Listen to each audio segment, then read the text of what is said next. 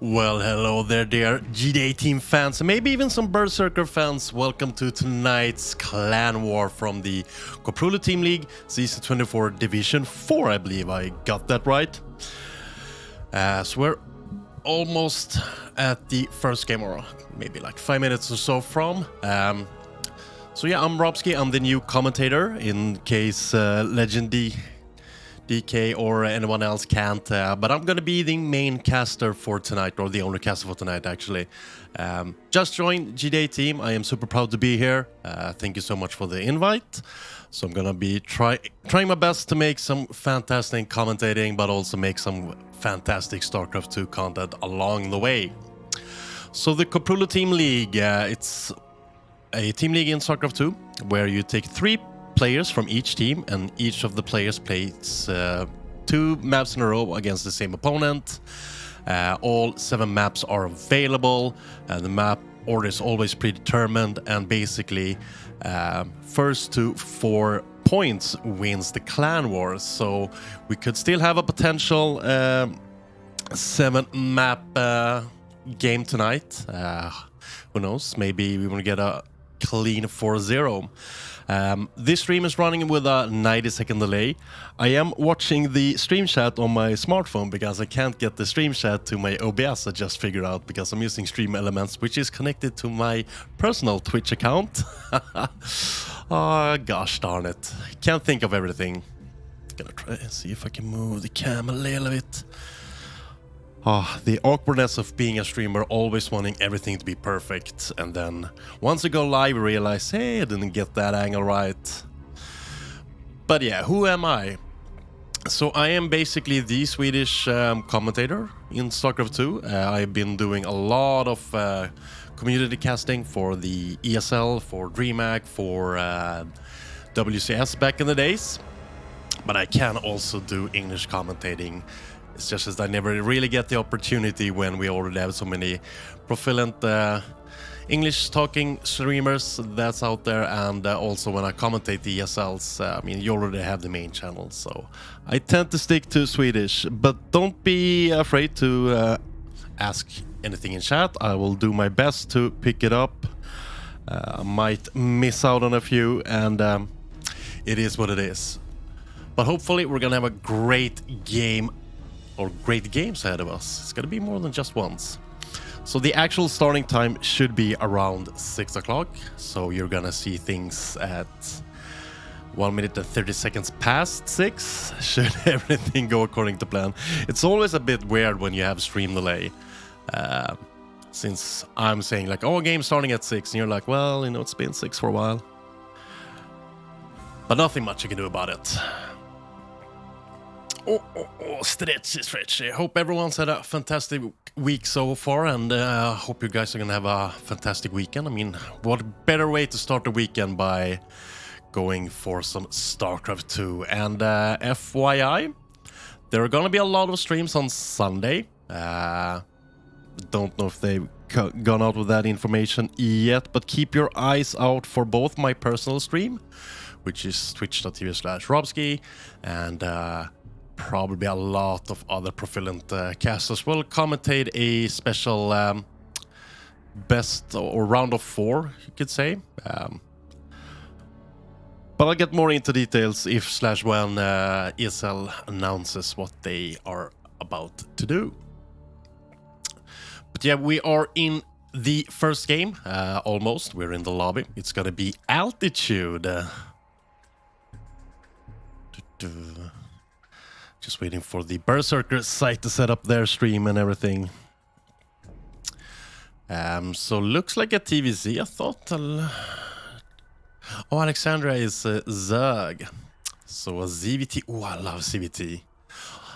In my opinion, the funniest, but also sometimes the dullest matchup to commentate, especially in the beginning. If you have like 2 very macro-oriented players in ZVT, like, you know, your regular Reaper Expand versus Hatchcast pool opening. First 3 minutes, you don't really have that much to talk about. All you can do is just, okay, shit's about to go down in about 3 to 4 minutes. Until then, gotta do what I call the word poo. Thank you, Gruben Hubert. Always appreciate it. I think like one of my opponents on Diamond Ladder said he faced off against someone in our team that was called Hubert. And FYI, I did defeat that guy, so... Oh, man. For some reason, my ZVZ has been like 99% last like... I think I have like 6 wins in a row in ZVZ. And ZVT and ZVP are now failing me for some reason. It's hard, man. It's hard. It's not easy. But yeah, we're just waiting for their streamer to get everything set up, and then we'll be ready to go into altitude. They seem to be ready.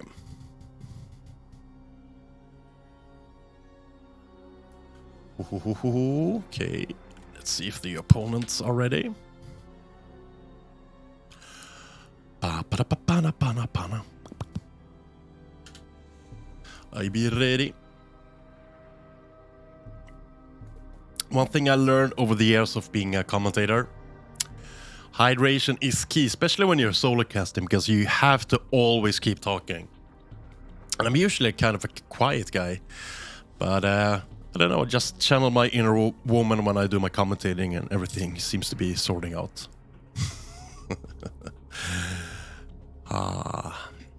So now we're waiting for just one more player to be ready. Altitude. Very strange map. Like, it's not bad. I like it, but there's just something weird about it. Can't quite put my finger on it, but there's something a bit off and iffy. But anyways, as you might be hearing, we're about to enter the game. We are now in the loading screen. I was about to say loading screen for some stupid reason.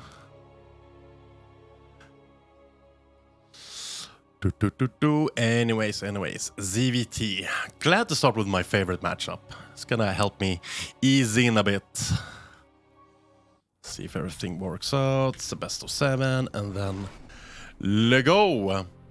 And in the bottom left-hand side, we have the Terran player from Team GdA, the Divination, or Divination. Probably gonna slaughter a lot of nicks today. I am so sorry.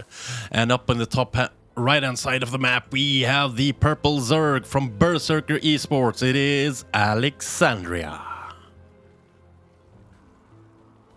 I do love the snow effect they have on this map. I mean, it's not like you need a RTX 4090 to enjoy this snow completely, but anywho, we seem to be having okay, so it's racks before gas. Awesome, and we're having a hatch gas pool. The 16 hatch gas pool. Now, sometimes when I do play my ZVTs, I tend to, for some reason, kind of against Terrans, sometimes do the 17 hatch gas pool. But it is good to practice on the 16 hatch gas pool, because it is kind of the new standard for hatch gas pool opening, especially against Protoss that wants to block your natural with a little hatch block. See, stop the overlord over there. One going forward. I usually send my first overlord like so. Then I send my second overlord to wait over here, to then at like 340, 350 send it over. Just to scout for potential, shenanigans like battle cruisers.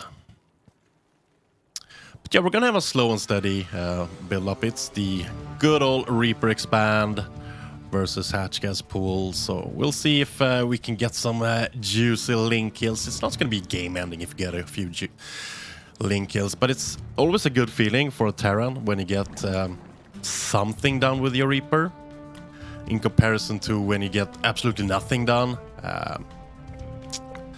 even though it doesn't really matter that much. What you really don't want to do, though, is to lose your Reaper. That's a big ouch. It has happened to me. Oh, that is a very fast Roach Warren that we are most likely not gonna scout. Oh, we get a link kill. Just a little bruises on the Reapers, gonna rest up. But yeah, this is a very strong all-in, I'd say. We're probably gonna see, like, I don't know. Oh, please go up, go up, go up, go up. Jump in, jump in, jump in. You wanna see, you wanna see. We're gonna see something alongside like 6... oh, come on, come on, come on, go in, go in. Let's see, 1 roach started. Oh, will that be enough? Oh, yes, yes. This is so important. You now know there's gonna be at least 5 to 6 roaches coming at you, so you need to be on defensive mode for just a little bit. Gonna lose that Reaper. First roach on the way across the map, and then we have a few more roaches incoming. Double bunker.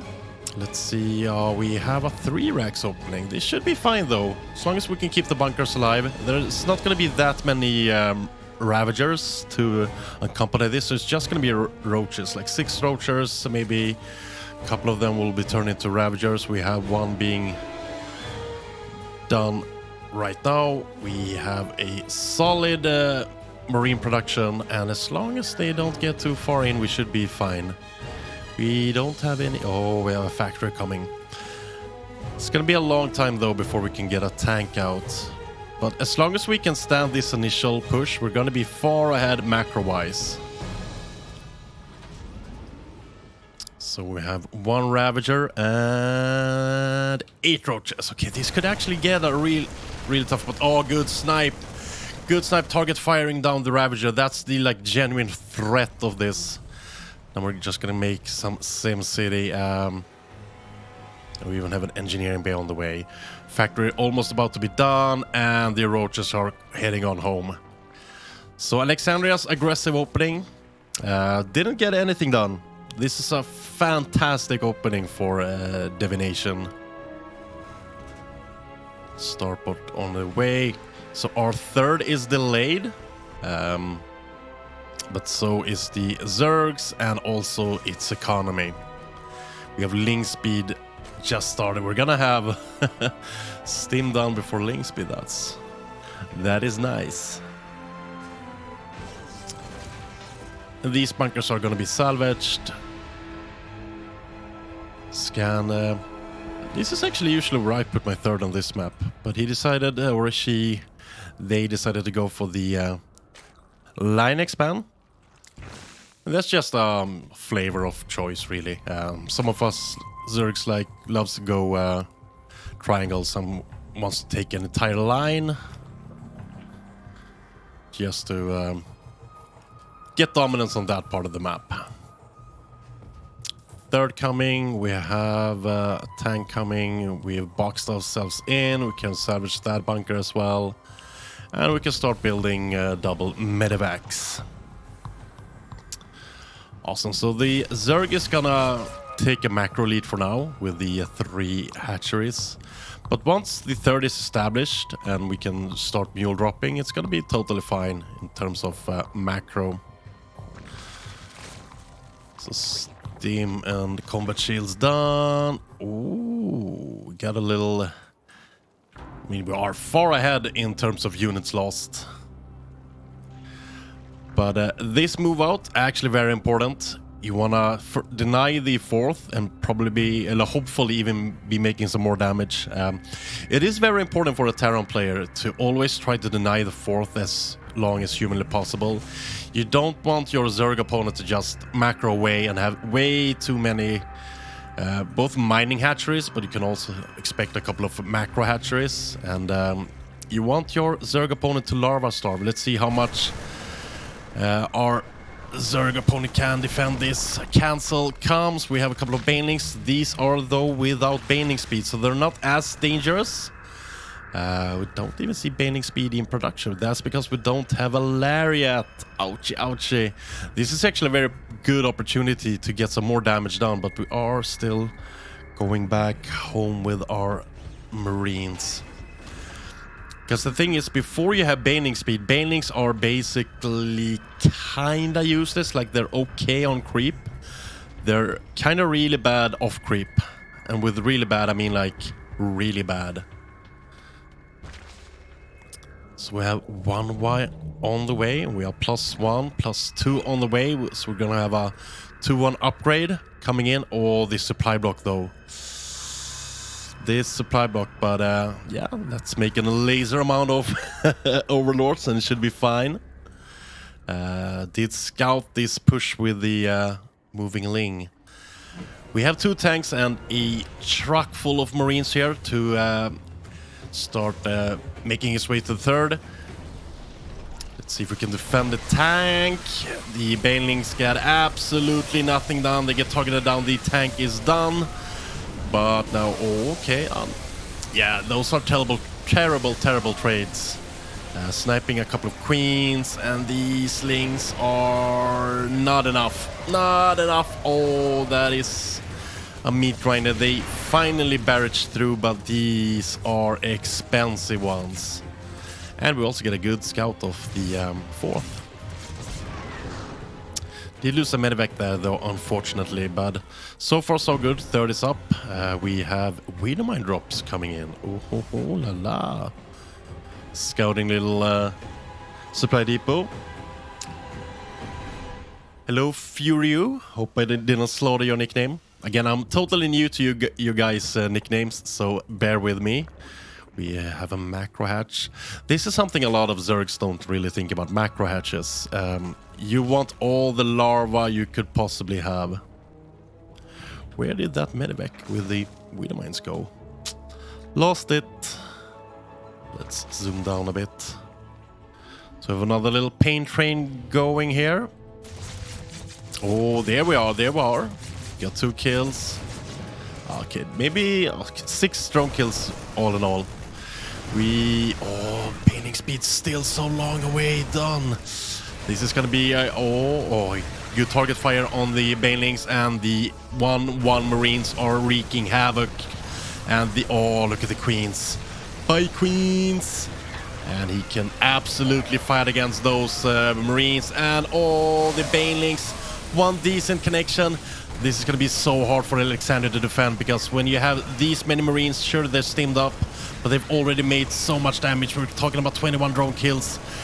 No baneling connections, that's really to be accounted for, and we are struggling, losing the 4th, which is a very important mining base at this point. And I mean, behind this, even more reinforcements and some Wiedermines are coming across the map. These marines are still winning the fight. We can even clear up some creep. Baneling speed is just about to be done, but that needed to be done minutes ago. Now we're gonna taunt them into some Wiedermine hits. Oh, this is so good. Okay, now we're getting some Baneling connections. But is it enough?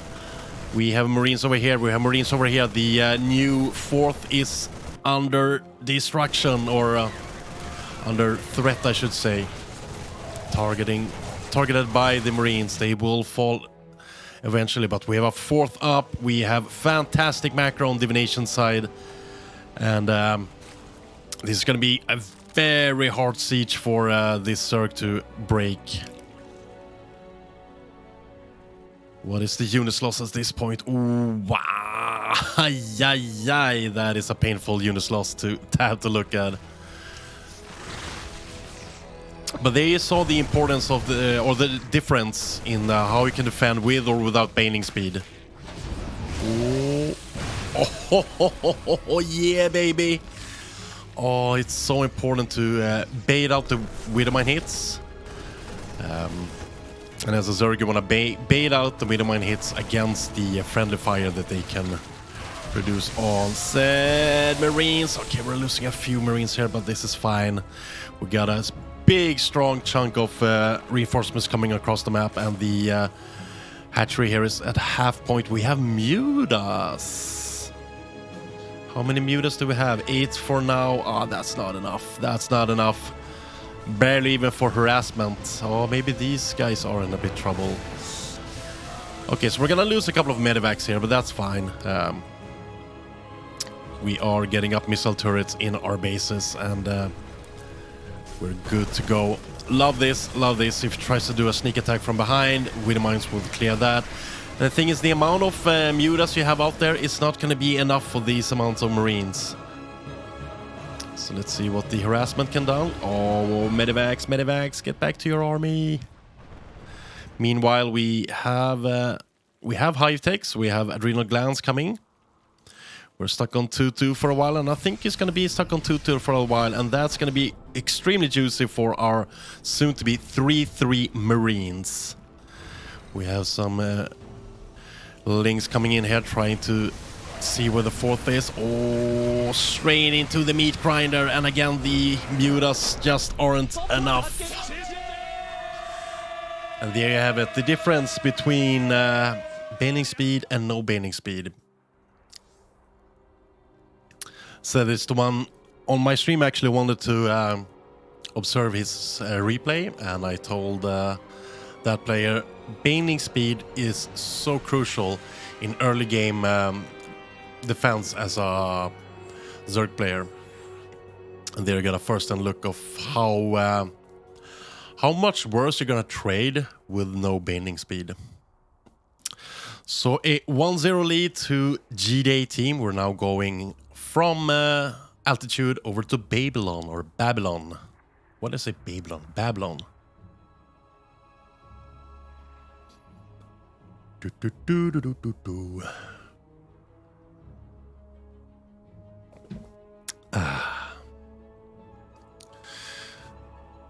Hooey! Let's see if we can get a juicy 2-0. I did feel like our divination had all the tools in the toolbox needed to handle this Zerg.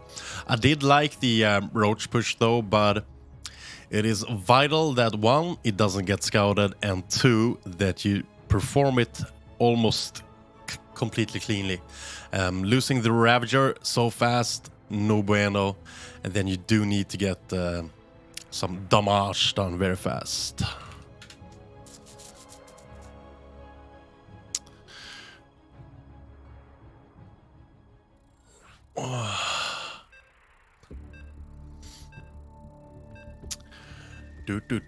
Babylon. This is actually one of the better maps, I feel.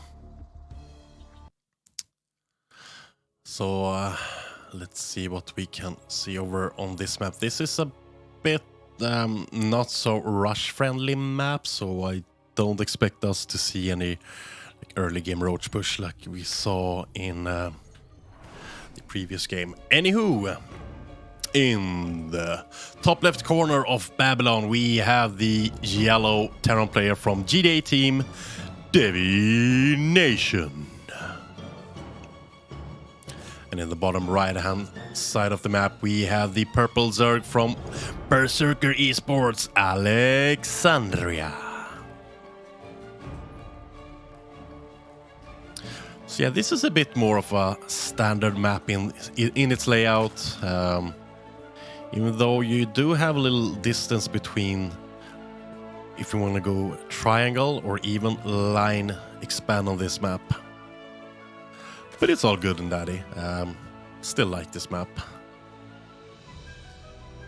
The textures on the main base kind of give me like boardwalk, can't remember that name, but like boardwalk feelings.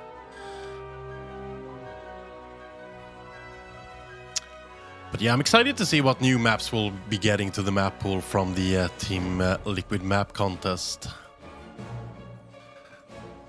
So early SCV scout. I usually tend, when I play my Terran against Zerg, I'll let the barracks SCV get over because it will hit right as a normal hatchcast pool will hatch finish. So this is a bit tad too early. And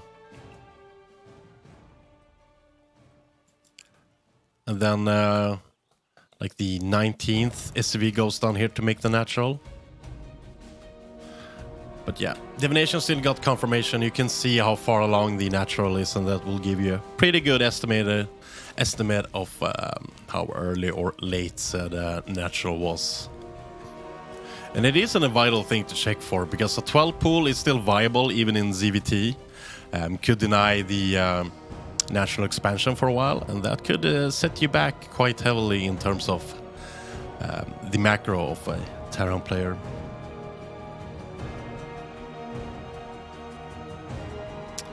Alright, Reaper coming in. A little bit before the Queen comes out. Let's see if we can get some juicy link kills. Yes, one is down. We're choosing or... Oh, showboating here. 2 kills on the Reaper. And we have a very quick third. No, never mind. It was 2:30. My bad. I have seen a lot of like Korean Zerg players do a thing where they skip the Queen in the main and then get down a quicker third to get like their larva macro, so to say, up faster. It's very interesting approach. So we have a 1-1-1 opening with a fast 3C or third CC. So when a commentator says a 1-1-1 opening in terms of terrain, what are they meaning? Well, you always have to build a barrack first, but then there is a thing called 2-1-1 where you build barrack, factory, starport, or a 3 racks, which is just 3 barracks. But 1-1-1 is very standard. So this Reaper is gonna have 4 Hellions to accompany it, which is basically in the beginning just designed to take care of some creep tumors. You really want to get them out of the way. So we have an earlier Baning's Nest, no Roach Warren, hopefully saving up some gas later on for... Oh, nah, we lost the Reaper. Ouch.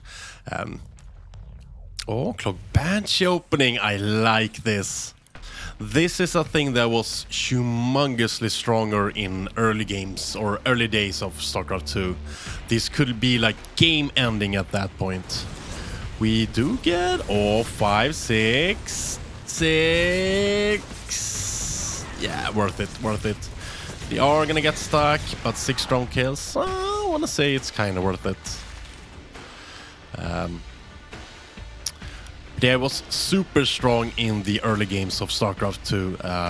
Not as game-ending at all in today's StarCraft, but still very strong and will be usable throughout the game. Now we have a little bit of a link counter. It's gonna deny the landing of the third for a little bit. We have... Wanna be careful though. The thing about the Hellions is they always beat the Ling 1v1. But once the Lings get a full surround of the Hellions, they tend to go down pretty fast. Sup the Donut? Weird to see in another chat, but I mean this is your team, so I can understand. Anyway, we have Lair momentarily down, so we're gonna have Baning speed a lot sooner for Alexandria. That's gonna be very crucial in order for the defense. Going up to 1, 2, 3, 4, 5. Soon to be 6 racks? Question mark. So we're gonna have a lot of Marines in production. Let's see. We have no. Structures. 3 so far. Oh, hello. The Cloak Banshees. Oh, he didn't know. This is gonna do a lot of damage.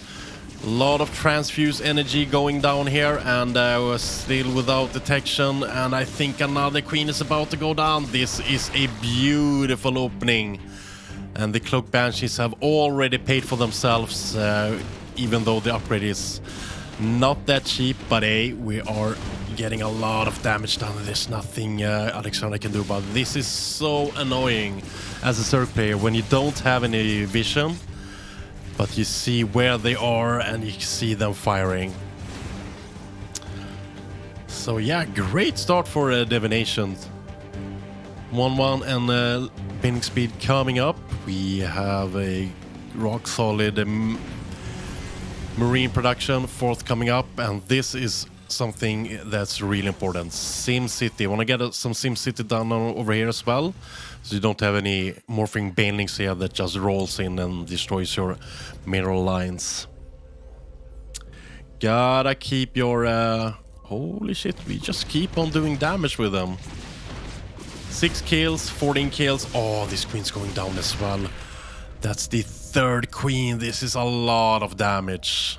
A lot of damage the unit's lost. Is looking so clean for Divination, who's soon to have a 4th base up and ready. I'm gonna land here and become a planetary. We have vision. We have everything going. So Muta it is. No, Lingby Muta kind of disappeared from StarCraft 2 in a while in Links of... or Legacy of the Void, Links of Liberty, wow.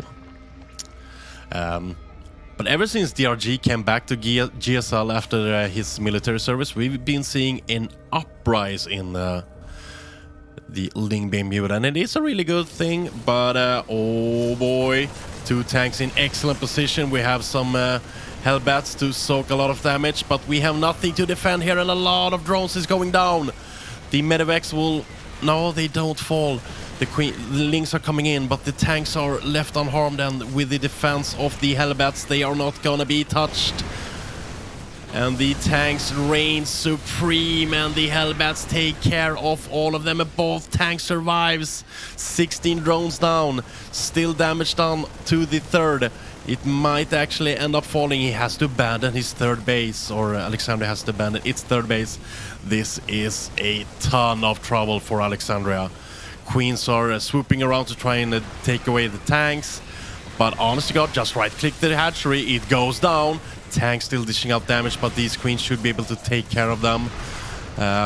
So tanks will go down. Medivacs gets away with a couple of Marines, but that's okay. We have 36 more Marines coming. 2-2 on its way, almost done. Mutas are now being produced, but that's gonna be way too few Mutas, and oh ho ho. Drones have to flee. The 4th, no, 3rd, that is also gonna be sniped. This is a huge snipe. This hatchery ain't done yet, and we have a GG 2-0 lead for GdA-Team so far, and a fantastic opening. So with that, we're gonna bring in 2 new players who's gonna play yet another best of 2. Should our player prevail in both those matches, we're gonna have a 4-0 victory. Yeah, let's actually hope that it stays like this. But well played from Alexandria. It was fun to see some new or someone else play Zerg actually.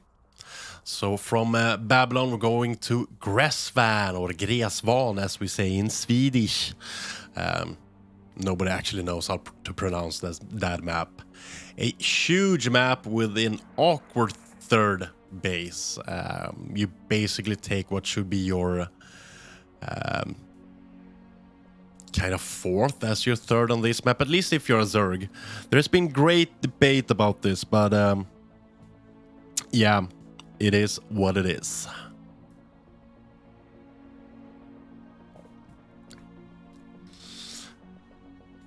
So just awaiting the players to join.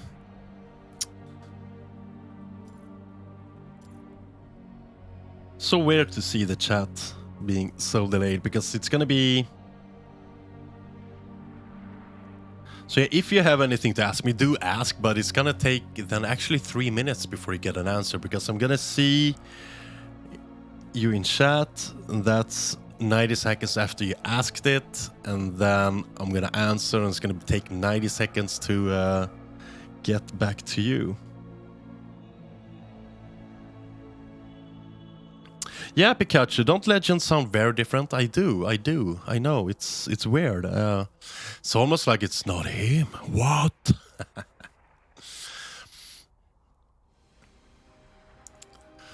So yeah, we have Gruben Hubert, a Protoss player. No, I'm just kidding. Protoss players are fine. It's fine. Just that I can't play against them as a Zerg, because for some reason I just suck against Protoss. But hopefully one day I will learn. Again, my ZVZ is on fire lately.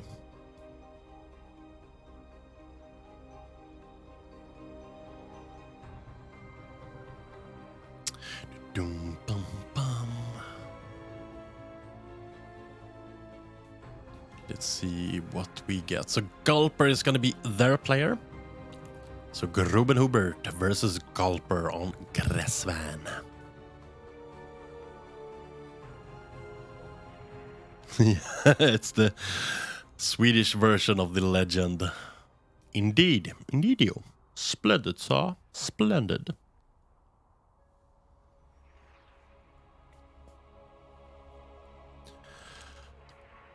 Ooh, it's been a while since I commentated. Feels good to be back.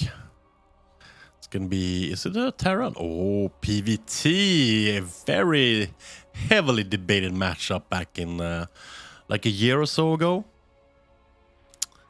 But it's been, it's grown up on me. Not so much as in playing it, but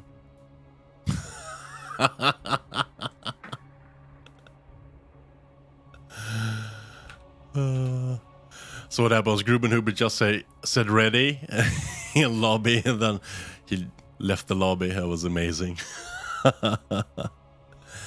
Gotta have some fun on a Friday night. I mean, come on. Come on.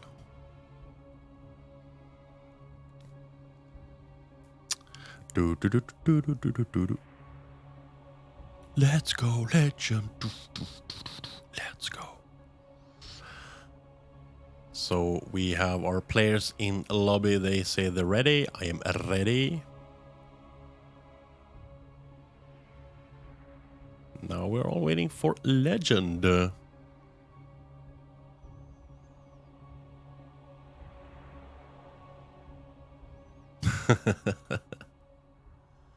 This is what I love about StarCraft. Like, people are friendly. We're just memeing.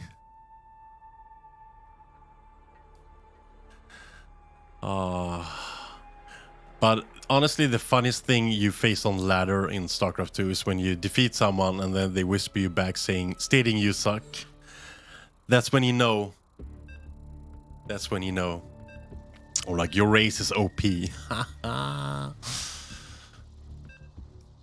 Should have played Terran instead. Terran is easy. No, I'm just kidding. I'm kidding. I'm kidding.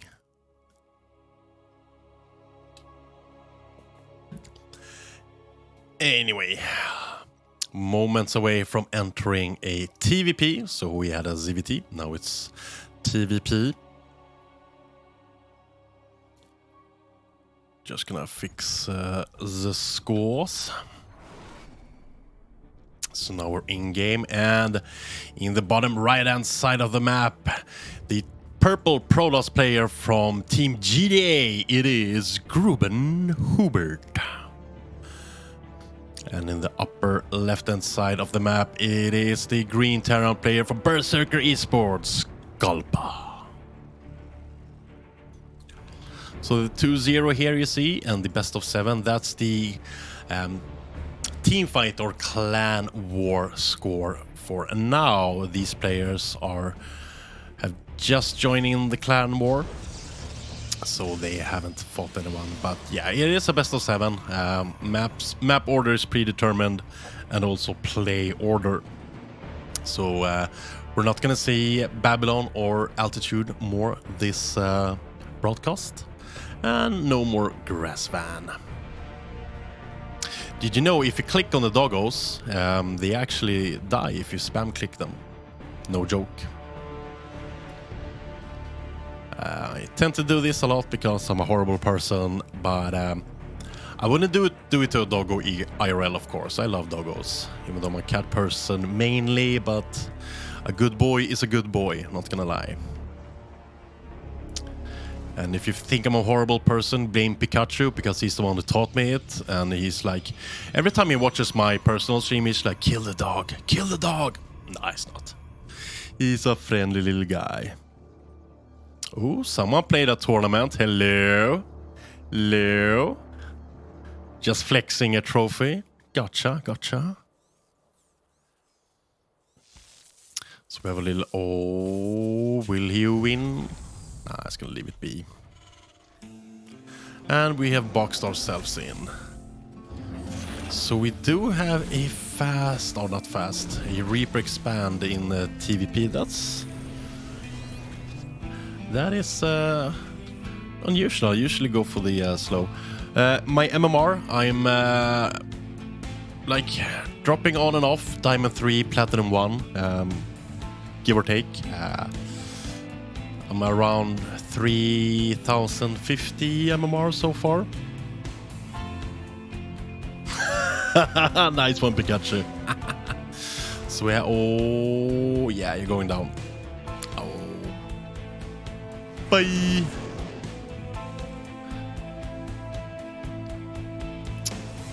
So our natural is up and running. We have a Twilight opening. Let's see if we have Blink Stalkers or if we have a Charge Lot opening. So usually the thing, if you're commentating yourself,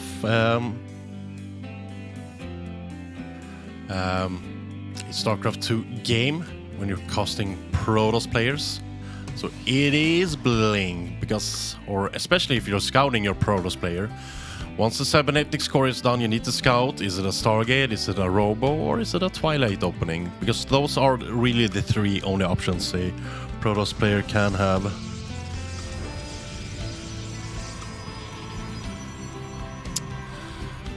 But yeah, macro's looking good on the Terran side. 3 racks opening. This is gonna be, ooh, double tech lab. Double tech lab. This is gonna be a hard push. Whoppa. Have a little pause. Little pause. But yeah, there are 3 ways for a Protoss player to open. You always have to get up to the 7-inch score, then you have to check your Protoss opponent. Where are they going? In ZVP, if you see a Stargate, you know it's not going to be a heavy push out, so you can chill a bit, just get some air defense out, and you should be fine. Oh, the pros and cons of a wireless mouse. It tends to die. But anyway, a Blink opening, and that should be good with some Blink micro defense against the 3 racks. I just love it when they bug out like that. Okay, I just gotta... Oh, this observe is gonna be key, though. So we haven't seen much, but we... Oh... Will it see? Oh, it's gonna see a lot of Marines. You really wanna see... or like count the amount of Marines. If there's a lot of Marines, you know it's a heavy racks opening. There we go.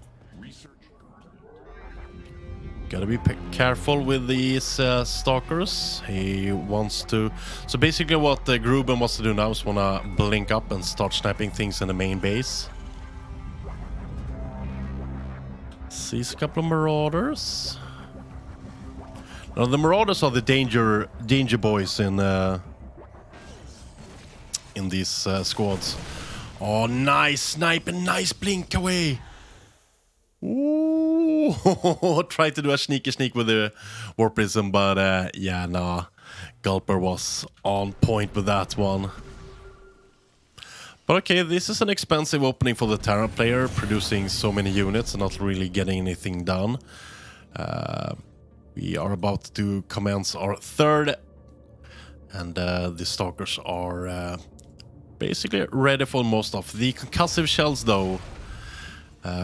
Really want to snipe the Marauders. They love to engage to Stalkers. Stalkers and basically any Robo units are like juicy jump targets for Marauders.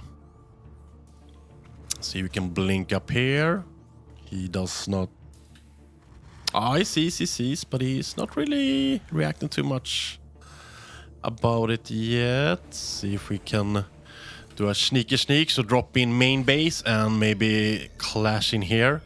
Don't want to lose too much, so just grabbing his attention while the drop is coming. And now we're gonna have some double trouble for Gulper to take care of.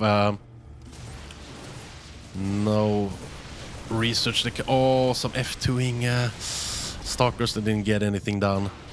Okay, we got a little thing done, but we did spend some stalkers for this. And now we have a move out, but we are moving home. Yeah, we are. We're warping in home, but this is a great move out, and we need to act on it immediately. Do we have any special units? Oh, we have almost a Colossi coming, or laser giraffe, as I like to call them.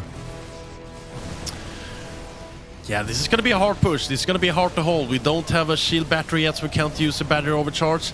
This is a lot of bio, and we are losing all this. This Colossi have to stay alive for as long as humanly possible to get its targeted down. Oh, this is a bad move. This is a horrible move for us. And I think we are gonna see Hubert fall here unless he can muster some miracle stats like defense, but that's gonna take a lot because we're gonna take a lot of damage now. Don't see that much coming out of Gulper. Just as I was saying this, pain train coming across the map. 2 warp gates are powered down. We have a long time before we have yet another laser giraffe out, and yeah, this is gonna be costly. We do have charge. What is that? How is that still unpowered? I think that one needs to be just a bit out here. Good snipe on the still operational. Oh, good snipe, good snipe. Now we don't have that much to clean up. We can lose some workers. It's fine, it's fine. And we are actually staying alive for the time being. So yeah, that pylon needed to be like there in order to reach that that warp gate. But we are not dead yet. We are behind though. We are behind. Just a little bit. How's the units looking? Well, it's not that bad. It's not bad. And units lost. Okay, I mean, it's not better, but it's not that much worse. Now I would like to see like a forge and armor. +1 armor first in PvT is very, very helpful. I've been told by a couple of my Protoss colleagues. But we'll see. First things first, we have a great move out here, and we do have 2 Colossi. This battery is going to be possibly a life changer. Let's zoom out a bit, do the ultra zoom, and we are not prepared. We are not prepared. And this this Nexus might actually fall real soon unless we start engaging into this massive warp in here. The Widowmine. Oh, let's see how much the Widowmine does. Doesn't do that much. We have some Guardian Shields by the sentries, but the cannon fodder for the Colossi have fallen. Great force fields. Fantastic force fields. We are losing workers, but workers is the last of our problem now. We need to keep our armies alive, and we do, and we actually found this off. This is a neat little thing to build a missile turret. Missile turrets attacks laser giraffes because they're so tall. Alright, so we actually hold that. He actually holds that. I am mighty impressed. We're about to go for a 4th base. The economy for the Terra player is booming though. It's been a rough opening for Grubenhubert, but he ain't dead yet. I think he saw the thingamabobs moving out. Now if we can get... Oh, he hasn't done any... No... Oh, 1 missile turret there. We have ghosts out. And we have another pain train coming. I hope he sees this before this one lands, because I have a feeling you want to have your warp bins. Oh, great scout. Great scout. Now he knows he has to do defensive warp bins before he can do attacking warp bins. We have 3 Colossi out, 1 falls there, but we have a couple of Archons in the front as well, taking a lot of damage. We haven't had any massive EMPs yet. The second Colossi will go down, and the third one, that's a horrible, horrible trade in the end. And I think Gulper is actually doing what he has been trying to do for the last couple of engagements. Yes, we'll clean this up, but at what cost? At what cost did we hold that? We have nothing home to defend, and Gulper is just going to keep on dropping, pushing. And yeah, we have 1 Robo. We don't have dual Colossal production, and this is gonna hurt. Oh, that Widman actually gets a kill. So we do still have this War Prism for some shenanigans. Problem is, I don't think Gulper is ever gonna let Gruben get it done. But it's always gonna be a potential hazard where we have a 4th operational, and a little drop here. Didn't get much done, I say. Hello? F2 much. Kill him, kill him. Oh, that is... As a Zerg player, hearing a Medivac go down fully loaded. ASMR, baby. Sorry, Terran players out there, but... that was juicy. Now we have double Robo facilities. For some reason, I always confuse. I say Robo Bay to facilities and facilities to Robo Bays, but you know, like a bullshit leader once said, it is what it is. But a couple of disruptors with some death balls could be a thing to turn the tide around. We are actually getting real back into the game. I feel like Gulper's been a bit... Oh, charge lot drop in. So we have a couple of Marauders in the bunkers, cleaning that up. But honest to God, worth it. Worth it. A lot of mineral time lost, and the War Prism gets away. Good trade so far. Time to go for a 5th. It seems like many people, or a lot of players, wants to take these bases instead of this. This is a very open base though. Once you get these rocks down, you have a ton of options to attack from. So still a bit behind armor supply wise. We have 1 Colossus and a couple of death balls, as I call the disruptors. Oh, the EMPs though are very juicy. We don't have a shield battery to regenerate. Can we get... Oh, that one didn't do anything, sadly.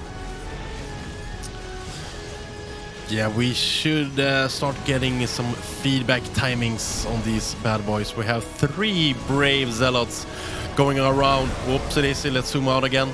The Colossi is staying healthy for now. Hasn't lost any hull damage, only shield damage. But these tanks are in a very annoying position, and the Colossi fall, and one of the Colossi or disruptor, one good disruptor shot though. And behind this we are having some charge lots wreaking havoc on some mineral mines. We actually hold this off, and actually we are trading better and better.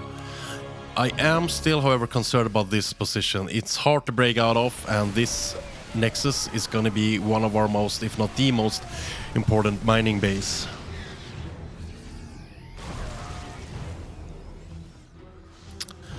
Doom, ba-na-ba-bum. All right, for how long of time are we gonna have to be on the defensive side instead of just or instead of being able to attack? So we can clean this up. I love this. Sniping away all the nasty marauders. If I do any Gollum speeches or like speaking like Gollum tonight, I am terribly sorry. I watched one of my friends who's a very big Elden Ring streamer called Miss Mika. She's now playing the Gollum game, and oh boy, does it look like trash. As a huge Lord of the Rings fans, I am mighty disappointed in the abomination of a game they made. Ooh, Invisible Boy Clubhouse, let's go. We are gonna have a drop in the main. We don't have any mining here, but we have a lot of production that could get sabotaged. See if we can get a defensive warp in. Nice. That's a bit late, boys. No more partying for you. We have some Freedom Boys coming into the map as well. We have a big struggle. Ooh, that could have been a juicy one. Could have been a juicy one. See, this is annoying though. If they get on the low ground, start shooting down the mineral line, they're not. They're gonna go straight for the juggler on the fourth, and yeah, that Nexus is going down so fast, so fast. We are about to hit +3 weapons though. We are about to hit +3. We have soon to be another Nexus up and running over there. But yeah, Gulper is really taking care of his macro, but he well, maybe that's a good thing considering he has been losing out a lot.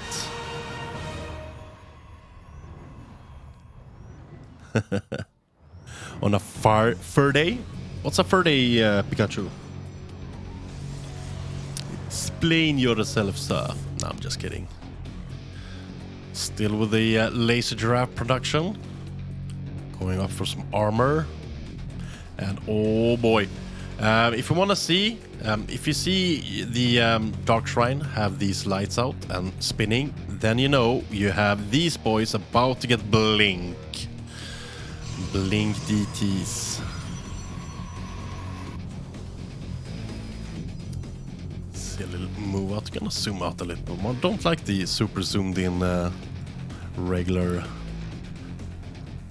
zoom level.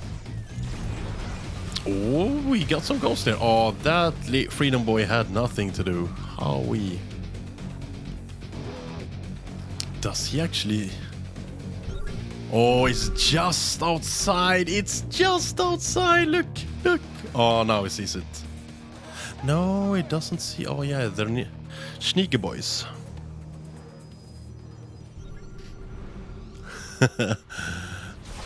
Oh, do we get the plan? The surround by the SCVs are too good and we get nothing done. Ay, ay, ay. However, this observer is one hell of a fortune teller for Grubenhubert. Another sneaky boys attack. Wow, we are getting some vehicles and air upgrades for Gulper, which is going to be very important for the Freedom Boys. And big siege over here. We have a lot of ghosts, but only over there. Oh no, we didn't kill the last Liberator. So the Colossi actually goes down to the Liberator. Ow, wow, wow. That is a huge mistake. We always have to get down the Freedom Boys. And now Gulper's in a fantastic position to strike either against this Nexus or this Nexus. We have more Freedom Boys coming in. We don't have extended or the range upgrade yet for the Liberators. Oh, decent juice, but yeah, taking more damage, more damage. So, we are sleeping a bit on our ghost there. That could have been an even juicier hit, actually. Let's see if we can snipe the ghost, but the beautiful position set up so far. Bit better spread. He is wasting a bit of his ghosts here, to be honest. They're not really engaging in the fight. No EMPs. Now we're gonna see some EMPs. Oh, fantastic shot. Fantastic disruptor shot. Was it enough? No. Was it enough? No. We are actually gaining in terms of attacking units. But the Liberators gets to siege up, but they fall pretty fast. And oh baby, disruptor shots, Orama. The death balls of the disruptors are wreaking havoc, and Gulper is losing a lot actually. This bad boy though, +3 air weapon attack, is going to be a motherfucker. Oh, it's so close. That was so close in out of range. Now, my concern is, where is our late game tech? Are we going Skytoss or going Tempest? Anyways, let's see here. Dried out, about to be dried out, drying out. So we have basically 3 point something base mining for Gulper, even though he's heavily on this. Oh, nice, nice, nice. Too bad we couldn't get the sensor tower down. Can't get everything, eh? All right, we have a ton of disruptor shots. Oh. Almost lost a disruptor there. And we have charge lots coming in here, but they will not be getting this planetary fortress down regardless. Meanwhile, we're patrolling over here. Looking like we're going late game. But again, structures. Yeah, no late game tech. Oh, there we go. Triple Stargate. Now, I hope we get to see a lot of Tempest with maybe in the Tempest upgrade. Oh, it's chipping it down, but the sensor tower stays alive. It's getting repaired.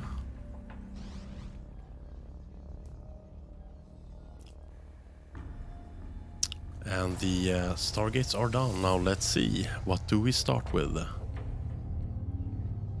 Nothing yet. Preparing for some defense first and foremost. Tectonic destabilizers was the word I was looking for.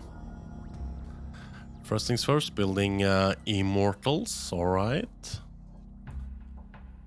Not using our Stargates yet. Like at this point of the game, even if you make a lot of like new buildings, you don't really need to use them. I mean, there was an effort, there was an attempt, but it was just not meant to be.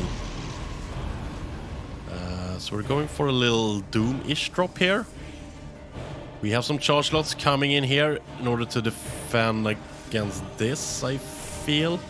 And oh yes, oh, we have some beautiful snipes coming in, and now we just need to defend this, which we did, and we should be mighty fine. And we have again some DTs coming in. They can't do much, but that was a stellar defense. Didn't get much damage down here, got a lot of snipes down here. Now he's trying on this side, which has great vision in terms of this stalker and a couple of pylons. Going at it again. Has he seen? Nope, he has not.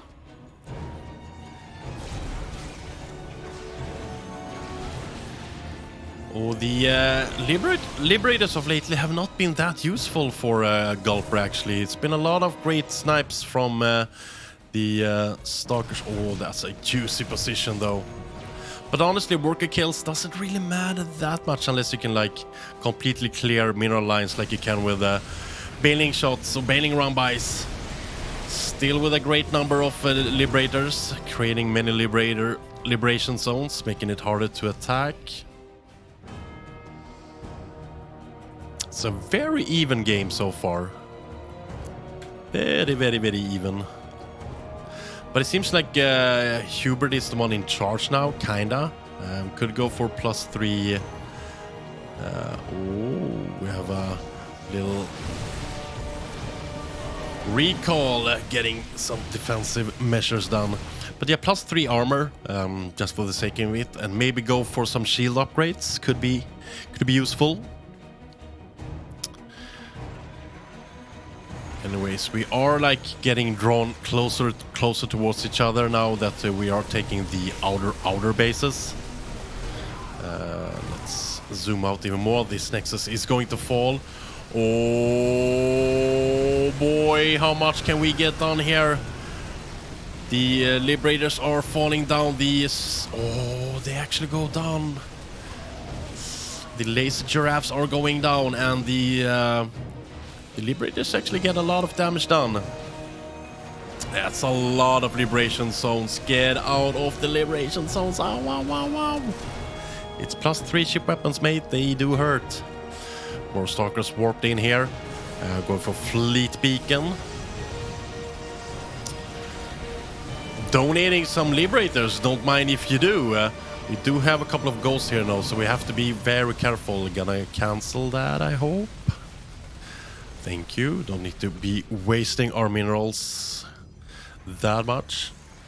Yeah, still very even Steven game. Like Gulper, he gets ahead, but then he has some not so fortunate trades, and yeah, I mean it's basically only the Liberators that I'm mostly concerned about. But now we have Triple Tempest warp bins on the way, and Tempest is gonna take care of everything that's in the sky. And if we can trade, oh yes, I love good disruptor shots. Oh, it's so juicy. So we're gonna lose some workers here, but it's fine. Wanna keep sure that this Nexus stays alive. Better overcharge just to make sure our Stalkers can go in and trade decently. Once the Liberators goes down, I feel like we can hold this more than enough. Long distance mining going on over there.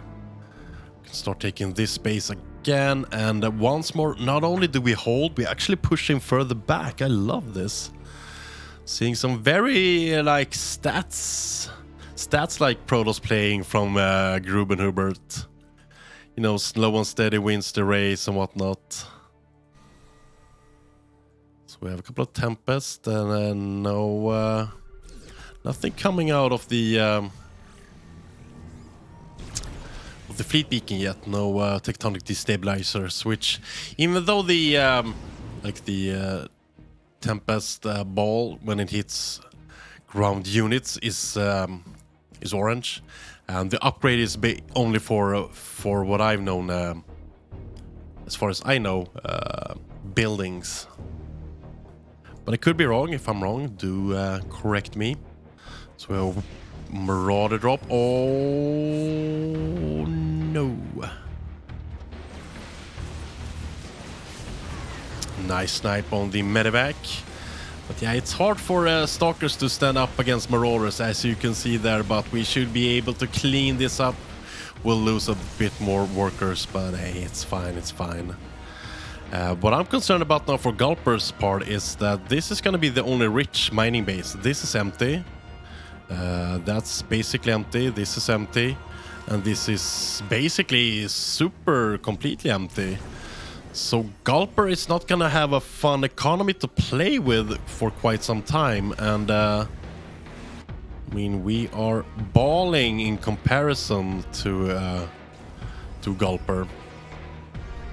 It does have a bit of a mineral bank, though.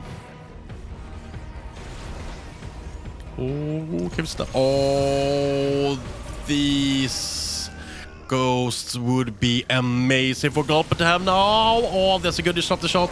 That's even better disruptor shots. And I actually think Grubenhubert has stayed alive long enough to now push on through and crush his Terran opponent. At least he can crush his economy right now by deleting this, and oh, there we have it. Grubenhubert with a victory there and a 3-0 lead to Team GdA.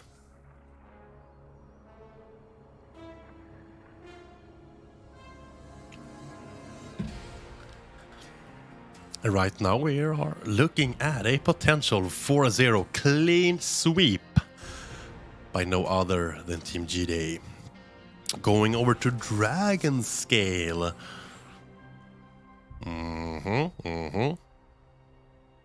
Let's see what sort of Terran versus Protoss we can expect to see between these one. I want to say a rock solid play from both of them. Very good defense from Grubenhubert, and like I said, a very like stats wise, you know, defending, macroing, and then just, you know, slow and steady wins the race, get stronger, get better, and then in the end, it just wasn't enough. But well played by Gulpa.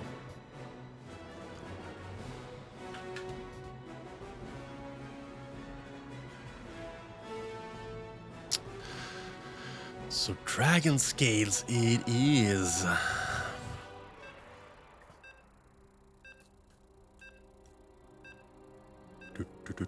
As you can hear, we are on the countdown of getting into our fourth map of today. So far, so good. All good in the bag for Team GdA, but we haven't won yet. We could see the beginning of a reverse sweep should Grubenhubert not make this map. But fingers crossed, we get a clean little sweep. And there we go. Correct score. And in the upper left-hand side of the map Dragon Scales, we have the purple Protoss player of Team GdA, Grubenhubert. His opponent in the bottom right-hand side of the map that has to win this map for his team, from Berserker esports, the green Terran player, Gulper. Or a Gulper, as we would say in Swedish. So again, going off to make sure the Reaper can't do his thingamabob. Let's see what other potential opening we'll see from Gulpa this time. No 3 racks, or I don't see a hint of a 3 rack so far. Maybe it's a bit too soon though to start contemplating a 3 racks. Very strong opening. If you don't get a lot of damage done quickly though, you are heavily behind, aka basically dead. But it can also one-shot your Protoss opponent. But this should be a second gas already started for a 3 racks, me believes.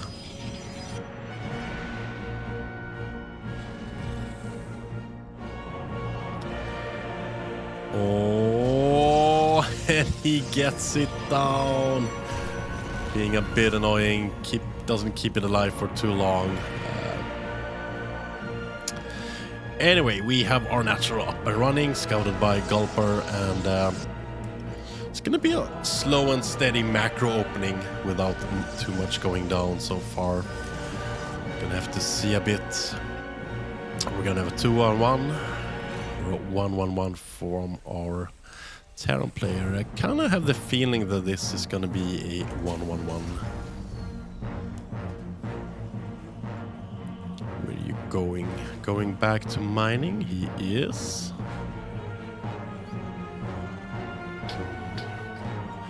And again, if anything's too loud, like the music or the in-game audio, do let me know. Oh, it's actually a second barracks. Right. We are having a Twilight opening. I believe, and correct me if I'm wrong, Protoss players in the chat in PvT, it's basically almost always Twilight opening.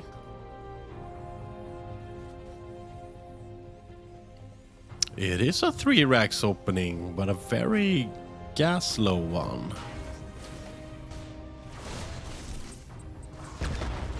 Oh, he actually gets it off.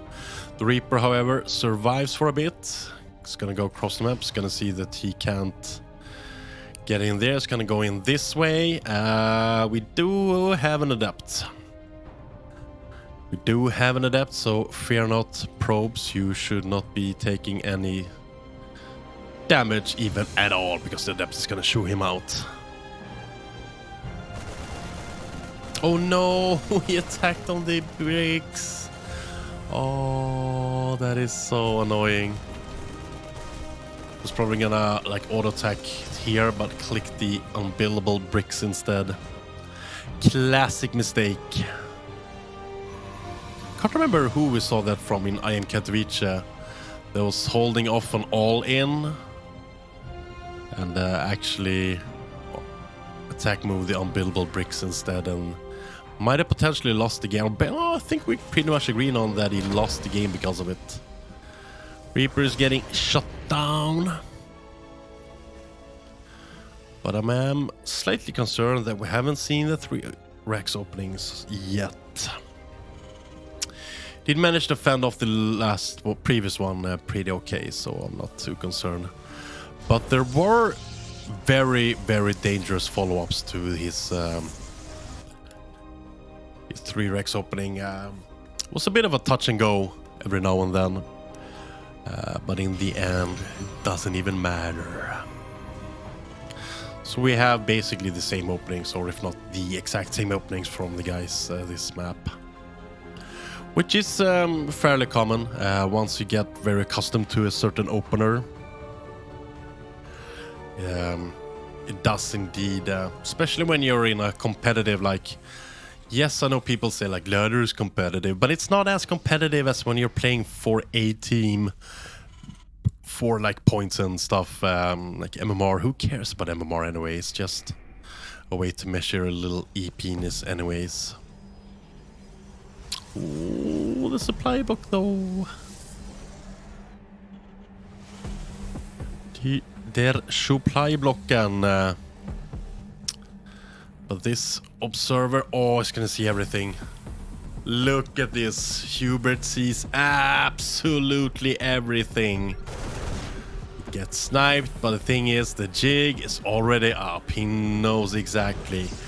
He's gonna have a shield battery ready and operational this time. He also saw the starport. He knows there's gonna be a move out. He knows there's gonna be a lot of marauders. Oh, you might wanna re-rally this one into like here, please. Let's not donate any laser giraffes. I don't. Nah. And we're gonna have to back up with these guys. Does he? Oh, he does have blink. Just doesn't want to show it. Oh, shield battery in range. Are gonna lose 1 or 2. Oh, hello. Ho, ho, ho. Didn't donate it, but we are losing a lot of stalkers.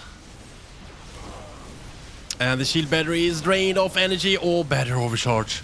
Oh, la la, battery overcharge. Thank you so much saving that Colossi at 27 hit points. Ooh, that could have gone a lot worse. Right, medevac coming across the map. Third one's done. But I do feel like we took less damage now with the Colossi standing tall this game. Doing a bit of a explosion there in terms of gateways. Ah, there you are. Thought there was something missing.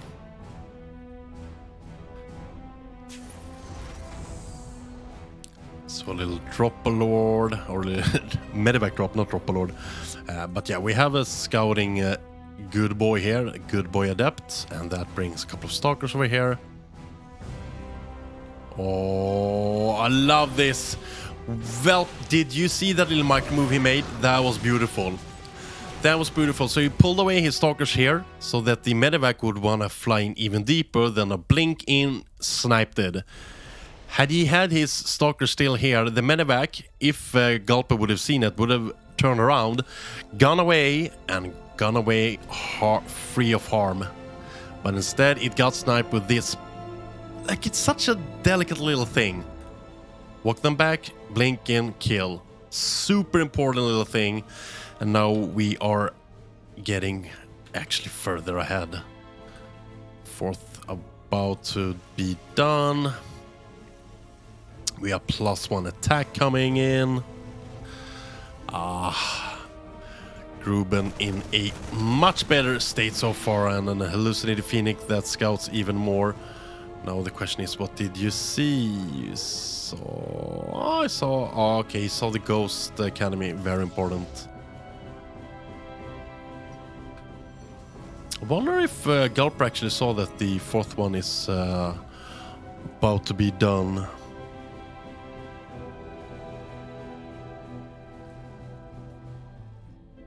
Sending up some Marines to do some bit of scouting. Going for a little bit of a jog. Like, what's up? Just doing my morning routine here. You know, gotta keep my stamina in shape. Oh, I'm on drugs! Oh, fuck you, probe! Fuck you! Dead.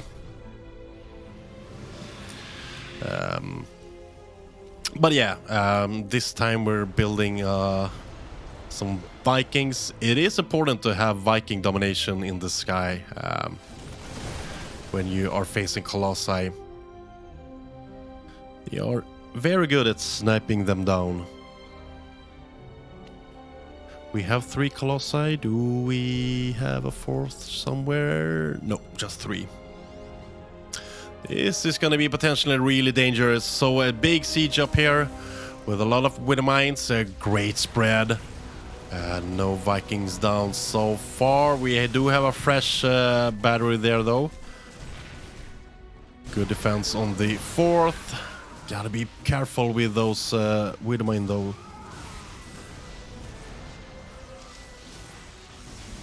Ooh, great snipe on one of the marauders. Oh, a free Viking. Thank you. We did lose a couple of probes for some reason. Must have been here we lost. Oh, okay, he's moved forward with his widow mine. Actually got a little bit of a forest there, but that doesn't matter. Gruben Hubert takes a 4-0 victory for Team GdA. Now there are 2 other players, and let's see if they still want to play their games or if we're just gonna call it quits. But yeah, Team GdA, so strong, 4-0. Very, very well played.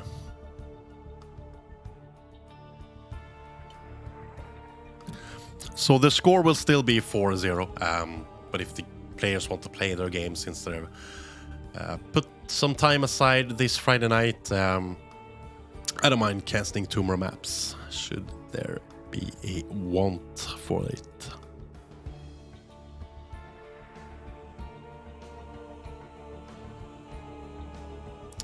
So we're just checking in to see if they want to play some more maps or if they be done.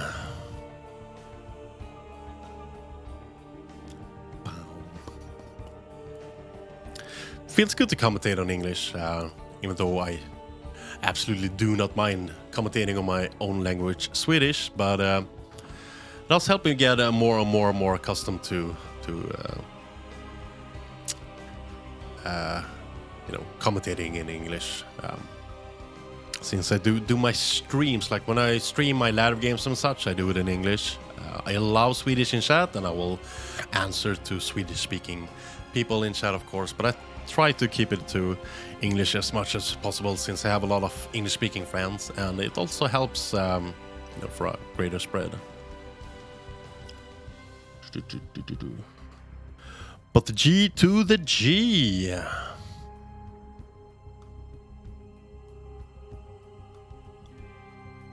So we're checking still with players and seeing how they feel about it.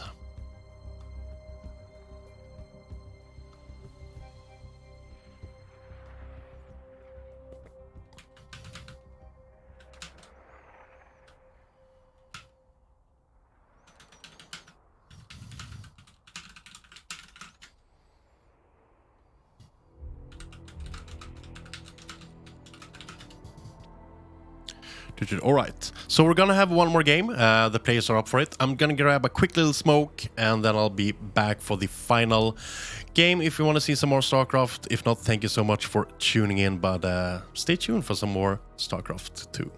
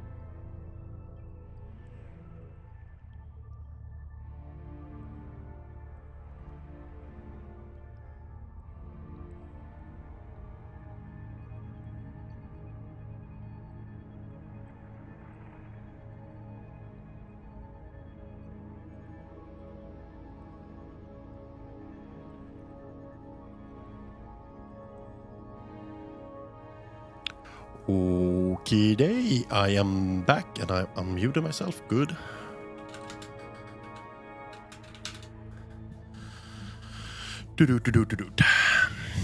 So this game, or these two games, are not gonna matter in terms of score, but we're gonna play them anyway because I mean the players are here, and can you have too much StarCraft? I don't think so.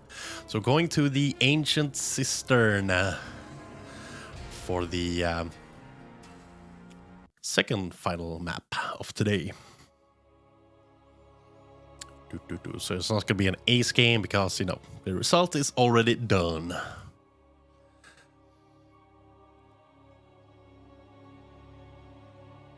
And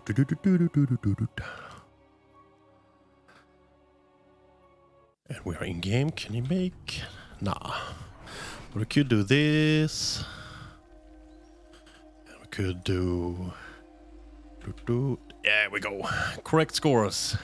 In the upper right hand side of the map, we have the red Terran player from Team GdA, Arrow, who's sporting the classic command center skin, and in the bottom left hand side sporting the classic hatchery skin with the Zerol logo there, the blue Zerg player from Berserker esports, Sakai. Both sporting the classic skins. Let's see what. So we started with a ZVT and we will end with a ZVT. So no PvP or TVT or ZVCs, no mirror matchups.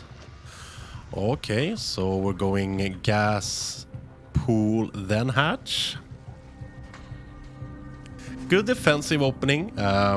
Could turn into very aggressive as well. See if we're gonna pull drones immediately. Yes, yes, yes. We're gonna have earlier link speed with this. We're gonna have a delayed natural and therefore delayed macro. But honestly, it's not gonna be like that. It's not gonna like it's an all-in. We're gonna have great map presence from Sakai. We're also gonna have, let's zoom in just a little bit more. We're also gonna have good early game defense. This is a perfect opening if you're facing a lot of, say, proxy access. No, we can actually zoom back down. If you're facing a lot of proxy access, it's a great opening to learn. You're gonna have links out pretty early, and they will have speed, so you can fend off. You can defend with a 16 hatch, unless it's maybe like a 3 racks, like proxy 3 racks with some bunkers. That is kind of hard to hold, especially if the bunkers get up. You're usually kind of dead at that point. The Reaper stays behind, which is a clever move. We have links out, so we don't got much to do anyways. Did you actually scout that? Oh, I actually did scout that. So going back out with the Reaper just to get a little, little sneak peek. So we're banking up links. Oh, we're getting aggressive. Oh, we're cheesing. It's not gonna show off that many links. It's gonna see now a couple of links more. Can we get a better scout? He's gonna be careful with this Reaper. And yeah, it's go time. Go, go, go. Links across the map. We have a bunker ready. Oh, he's going for a third. Yeah, this is gonna hit hard. The link speed's not quite done yet, but this bunker is not staying alive, and then we're gonna have to be real careful with these. Oh, he hasn't seen it. He hasn't seen it. This is gonna hit hard. This is gonna hit so hard. That Marine is gonna have to work some overtime. Let's see how we respond to this. Oh, the Hellions are out in time. He wants to bait them up. The Marine gets targeted down. The natural is in shambles. It's gonna lift up and oh boy. Oh yeah, bye. The Reaper tried. He tried his heart out. So great delay on the natural mining. We didn't lose that much really though. We have 4 Hellions out. Gonna drop it again just to lure them in a bit. Once we have like 6, we could possibly move down the ramp and maybe like taunt them into some gauges. But this Overlord is great for spotting, and it's gonna take quite some while before we can get our natural mining. Oh, a great move back. Now we can pocket them in, and the links moves away, and all right. Now we have 3 orbitals soon. They can mule drop and also get our worker amount up there. Ooh, roaches, eh? Someone's been looking into some Dark replays. Dark, the Korean Zerg, is infamous for his roach use. Right, getting some tanks out. See if we can get a tech lab here for some stim. Nothing done yet. Soon to have 2 Banshees. They're gonna be very vital in defending against this push coming across the map. Opening up some. Oh, now he sees the roaches. Back up, back up. Hellions don't battle well against roaches. Oh, we're gonna back up again. We have the first Banshee. We soon have the second Banshee out. And the Hellions are actually battling on real well. They are softening up the roaches before the second Banshee comes up. We have a couple of great biles. But now that we have the second Banshee out, we should be able to clear this out. It's gonna take a couple of damage. We have taken some bile damage upon this Banshee. The tank actually stands his ground. We keep on having... Yeah, this is an all-in, all-in, all-in.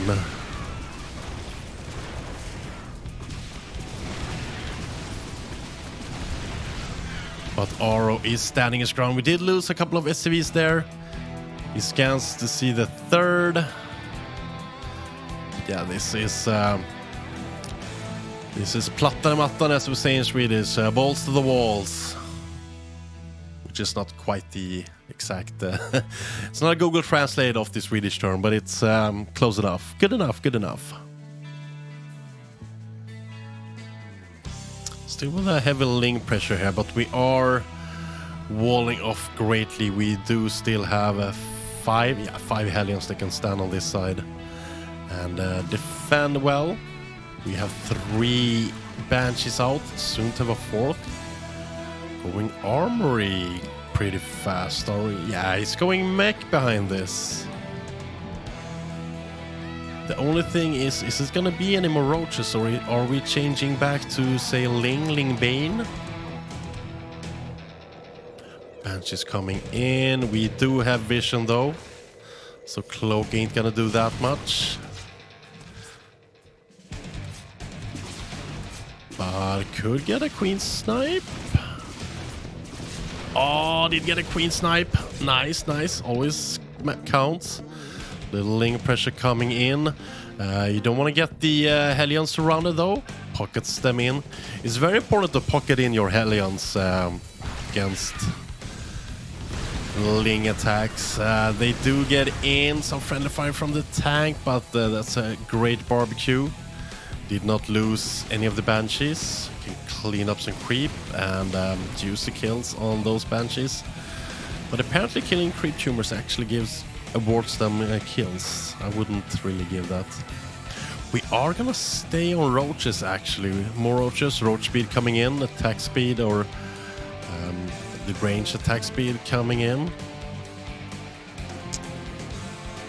We'll move out from Aro, who has a substantial lead. I mean, if you're going roaches and you have 26 armor supply as Zerg, you are in troubles. Could also turn these bad boys into Hellbats. Haven't done so yet. Hellbats are terribly slow though, so I understand why he doesn't just want to waste them. He is far, far ahead. Getting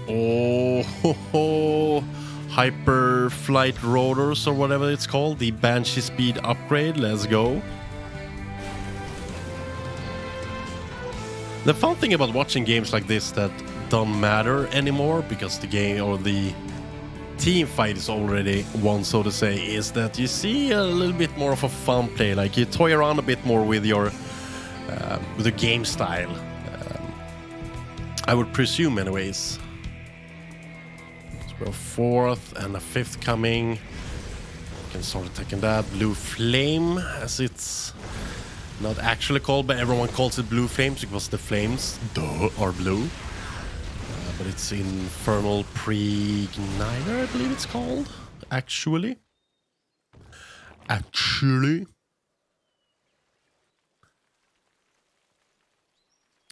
But yeah, so far so good. Has almost 1,000 less than the Zerg, but that's actually good for the Zerg. Zergs are usually, like, we do lose more than we win, kind of, but it still wins us the game somehow. Power of the Swarm. Oh, we have Daddy Thors, or Papa Thors, as Special usually calls them. How many Papa Thors do we have? I just saw one. We only have one so far. But we have tons of tanks with +1. It was called Hyperflight Rotors. Huh? I actually know stuff. What do you know? What do you know? Banshee harassing this hatchery. See a little Artosilope. We are moving in here now. A couple of tanks, some with the mines and some defensive tank positions as well. We have banelings being morphed there, but we have a great tank spread that could tank a lot of baneling shots. And that hatchery looks to be going down. The Thor is getting handled though. We have vision of the cloak banshees even, but we don't have any. Oh, we have queens there, never mind. Oh, we actually have Biles coming down on killing the two of the banshees. Oh, as a Zerg, that's a great feeling. Tanks are standing their ground. Widowmine gets taken care of. We have killed a lot of SCVs, and yeah, that hatchery is still taking on damage. Now the problem is, do we have enough at home to fend off this Ling push?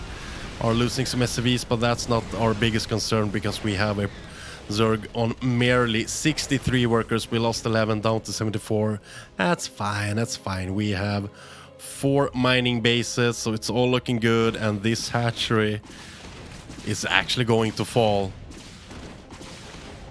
This Banshee has paid more than its due money, and oh, we're leaving. The queen should be able to fend it off.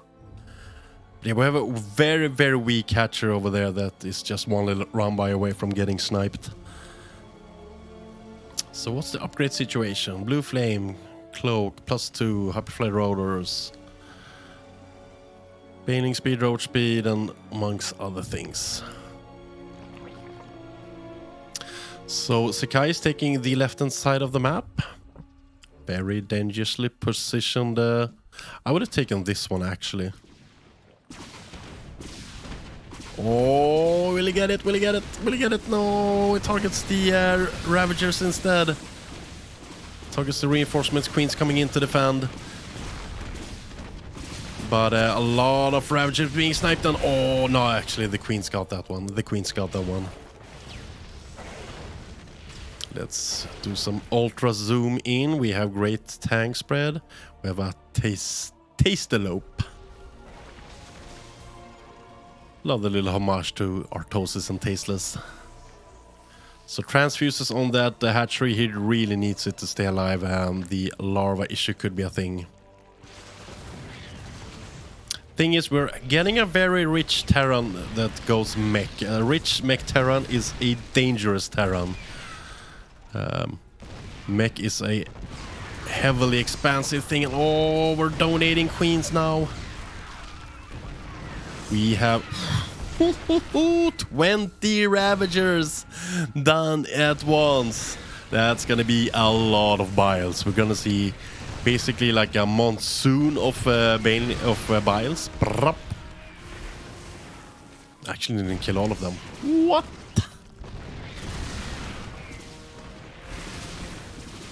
You don't, and I love the fact it's just like poking with 3 or so at a time.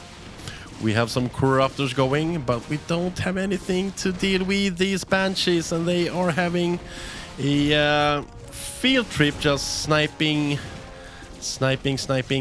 Ravager after Ravager, and we can finally take this hatcher down, get some drone kills. And the Lynx are just being cannon fodder at this moment, and we have battle cruisers operational. And Aro is looking very strong, and he's gonna take map 1 in this standalone best of 2, as it looks right now. I'm sure we have some corruptors coming out, but that's it. GG. 1-0 lead for Aro in this, again, standalone best of 2.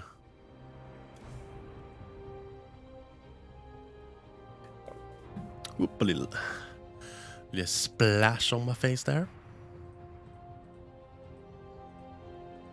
See what the final map for today will be. Neo-Humanity.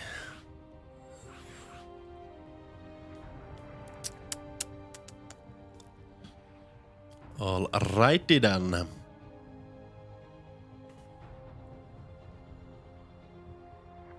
See what we can find on this very peculiar map. I do like this map, even though, like, as a player, I'm a bit concerned. But it's a fun map to play. It's a fun map to commentate. And we are moments away from getting into this.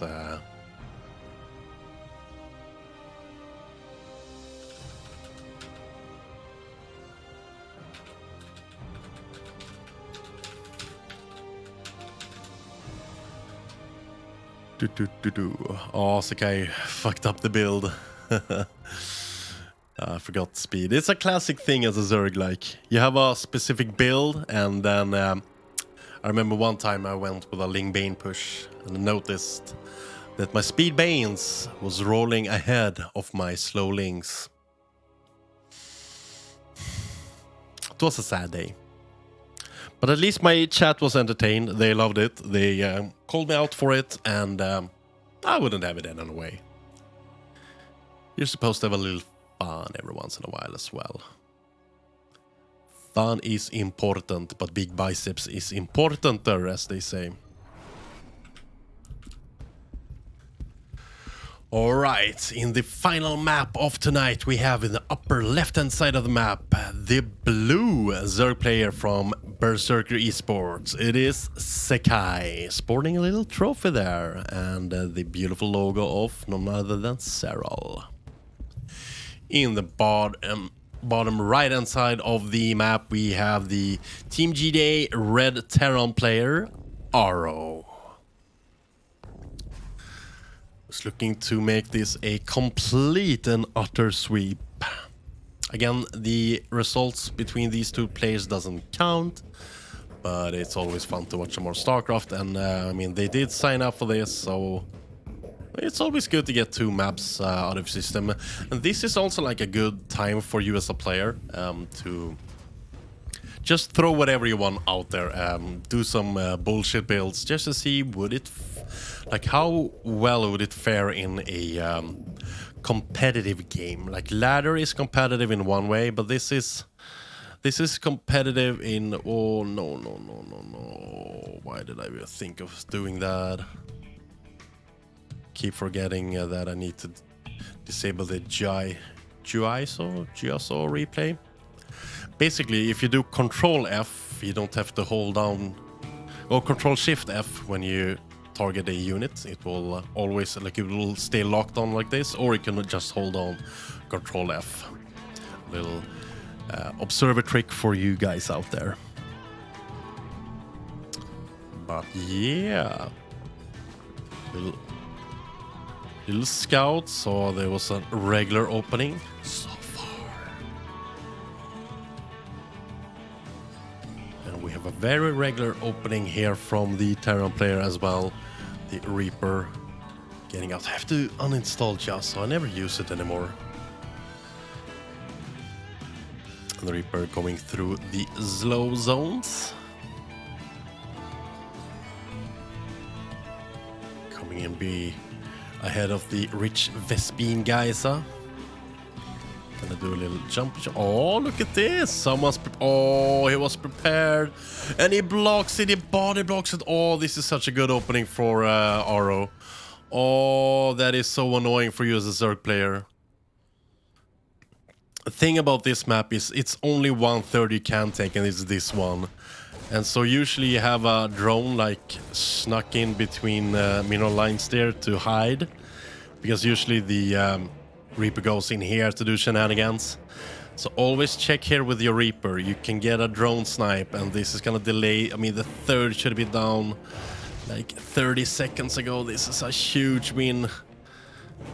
Like, you can't take this, but first things first, you have to take away these rich mineral fields, and also this is a very vulnerable open third. This is much more easily defendable, since you can get a great creep spread and go for rounds. Fantastic opening from Aro so far.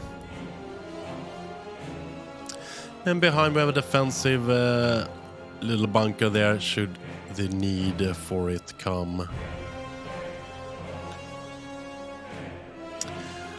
Link speed coming in. great scout by Sakai. And a great scout by Aro, seeing that 30 is at this position. So he knows that these mineral lines are gonna get opened up. Takes 2 rounds to complete one little mineral patch of these gold mines.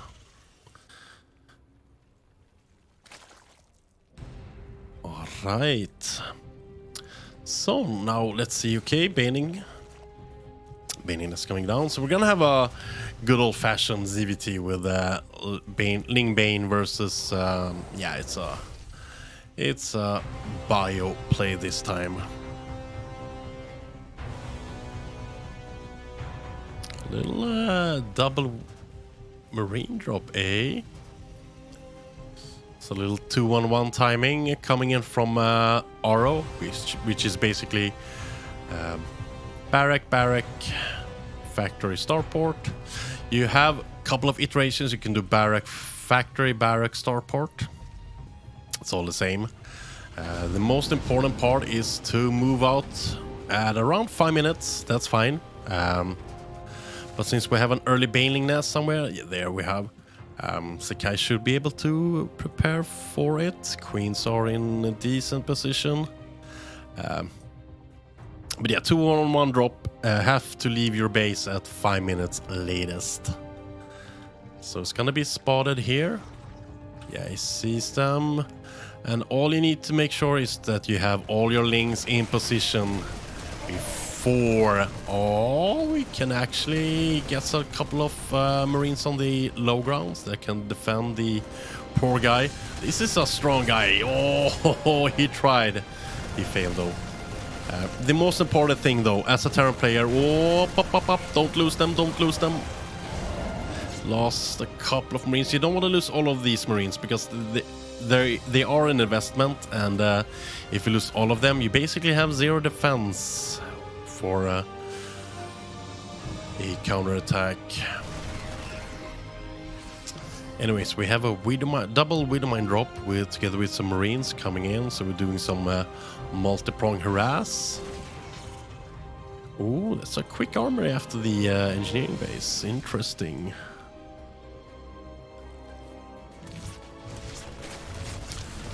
Oh, does he spot the Widowmines? I don't think he does. Oh, 10 plus drones and... Okay, 13 drones in the end. Nice. Actually worth it. And now we can drop a single drop here. He can snipe the one of the 2 macro hatches. Maybe not. Oh, no. He pulls away the lings. Another drop can get all the way down. But the queen is here in position.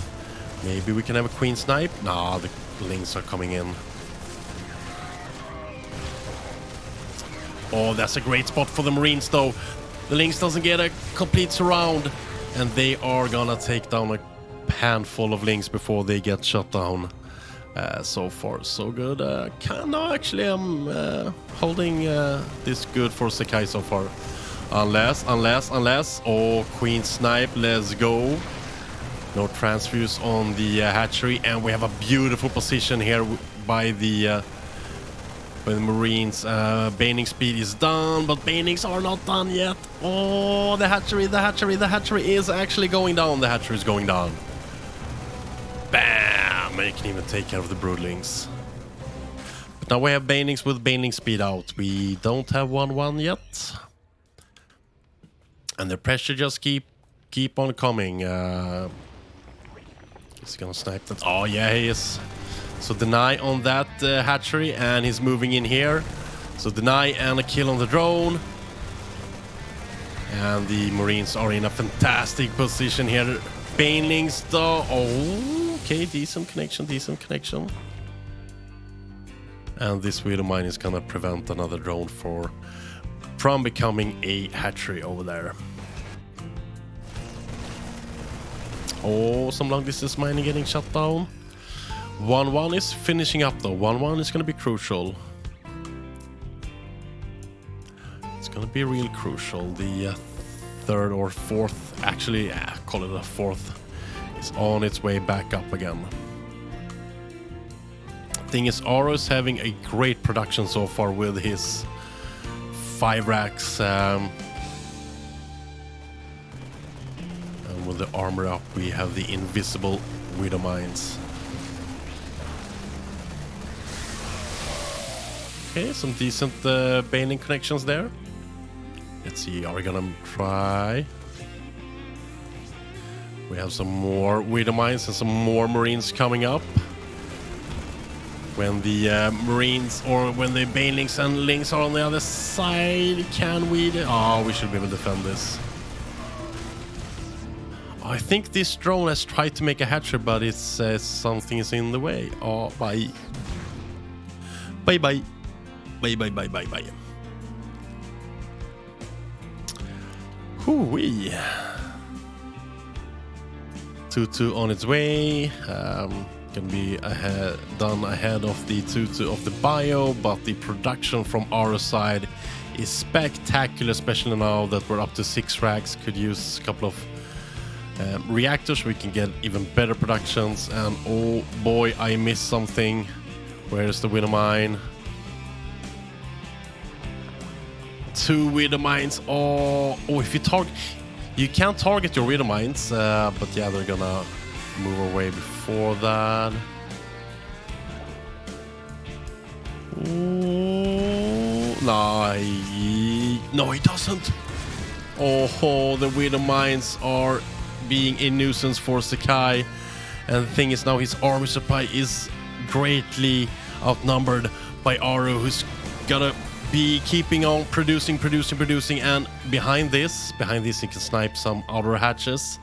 The thing is, now financially, like, the natural is starting-ish to dwindle together with the main. And I mean, behind this we have a force soon to be up and running. We have total map control by Aro, and you just can't... No. Oh, it actually makes it down in time. The Widow Mine was sleeping a bit, but it's fine, it's fine.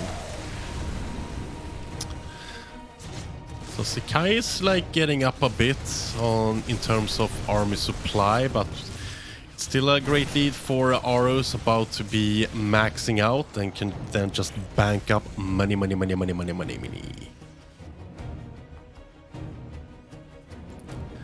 Little Ling run by here. Oh, it's actually open behind this refinery. It's gonna find some damage. The slow zone being a bit of a problem for these Marines. Thing is, those 6 SCV kills ain't that much at this point of the game. And oh, we can even snipe some Banelings. We have no more Banelings. We have tons of Lings though.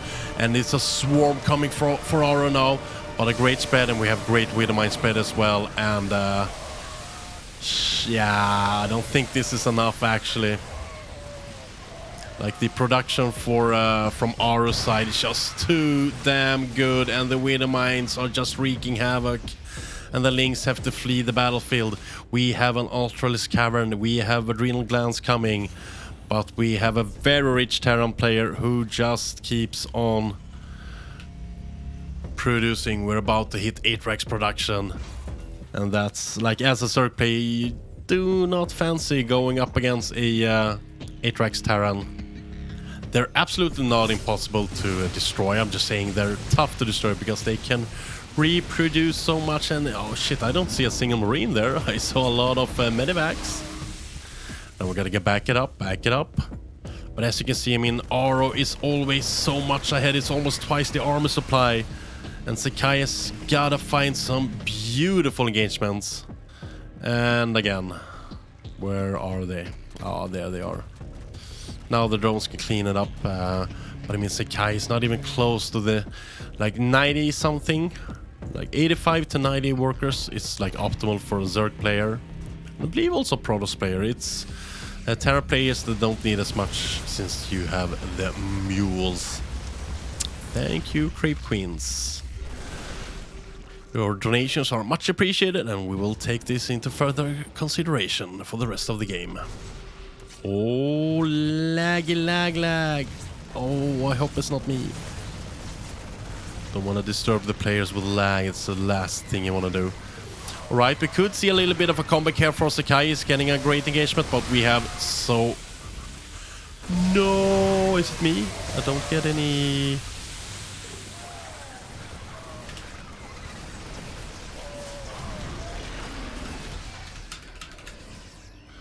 I don't get any dropped frames. But yeah, that was not the best engagement, and we're gonna snipe the... get a snipe on that hatchery as well.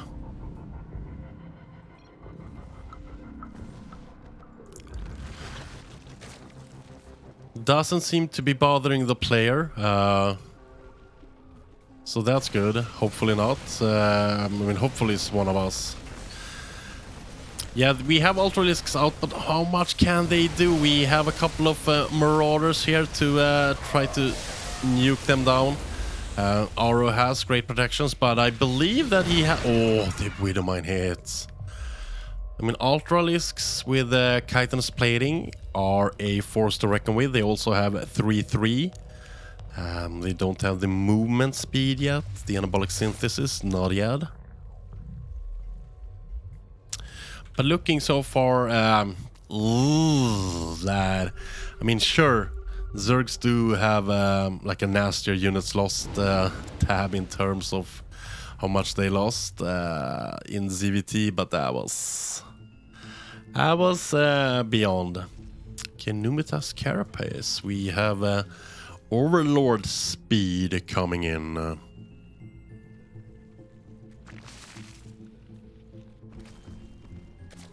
More Ultralisks on the way. I love the fact that, like, one of these tiny larvas, right? One of these tiny larvas will actually, like, magically... Like, it's so tiny, it's so tiny. Oh, we have a little bit of a ruckus going over there. And then... Come on, boom! Big ass fucking Ultralisk. Amazing. So we have some... Oh, it's smart servos. That's what it's called. Okay, snipe on a medevac over there. Beautiful for Sakai. And holy shit, how many Ultralisks do we have? 7 Ultralisks. That can actually be potentially very dangerous. That's a lot of Ultralisks that can tank up a lot of shots. And then the Ling Bane can do the rest. And we are actually even Steven now. Sure, the macro upgrade is still in Aro's favor. He has a bank. Sakai has not. He has been spending every single dime he has to create this army. But the thing is, Aro's not even maxed out and they're even on army supply. That is a thing. So the pizza hatcheries are evolving on the map. Thing about the Ultralisk, you want to keep them in front as like cannon fodder. And use their big tusks to just chew through all the bio that's available. Let's see. Oh, that Planetary is just going down so fast. Nom nom nom nom nom nom nom. That Ghost Academy is looking mighty dangerous. Is this enough? Though we have Papa Thors, and that was a corpse grinder, a meat grinder for all of that Zerg meat. And yeah, Aro did not lose much, and the Ghost Academy still stands. And also look at the armor supply. The soup never lies, as the Frenchman says. Okay, he's gonna... Oh, that's unfortunate. That's a typical little mistake every Zerg player makes every now and then. Alright, the hatchery's actually gonna live. And we must have missed like a Baneling run by or something. 12 SCVs randomly, quotation mark, goes down. Not the best way to mine connection.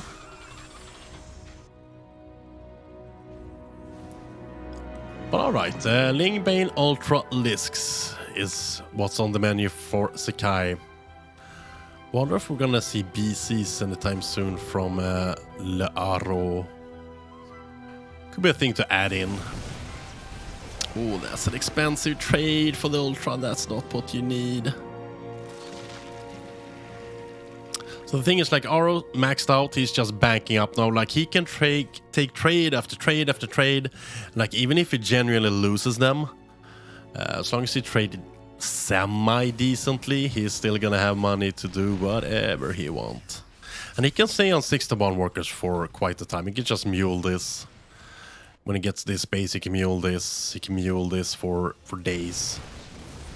And that pizza pie belongs in the sky. Or it survives on 54 hit points. All thanks to that Ultralisk. Okay, we're coming in for like the final battle, I believe. Not the greatest engagement so far. The Banings finally make it through, but it is not enough. The Papa Thors are standing tall and all the tanks basically survive. And I mean, we can make bio every day for days. Triple Freedom Boys production. Now we can take care of that hatchery. Yeah, it's way too expensive. Like, Sekai is not going to be able to max out in ages. And, I mean, we be getting rich. And now we have an even stronger army going with the extension. What is that? Special ballistics something? The range upgrade for Liberators. Advanced ballistics, yes, that's what it's called.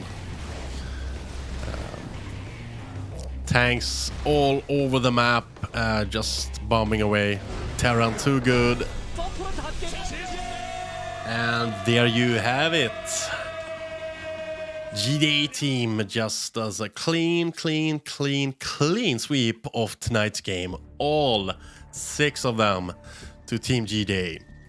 Well played, Berserker Esports. Don't let this get you down too much. Just back to the drawing board and practice even harder. So that was it for tonight's 6 games. I hope you enjoyed it, and I hope you enjoyed my casting. I will be doing more casting on this channel Sunday at 9 p.m. Central European Summertime. It's the next clan war that I'm going to be commentating for Team GdA. And I don't know if I can announce this yet, but on Sunday at 1 p.m. CEST, or 1300 hours, I'm gonna be commentating some ESL games. Stay tuned for that on my personal channel, twitch.tv/Robski.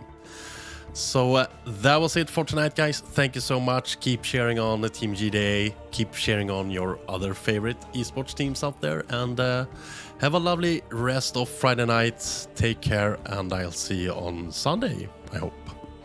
Ta-ta.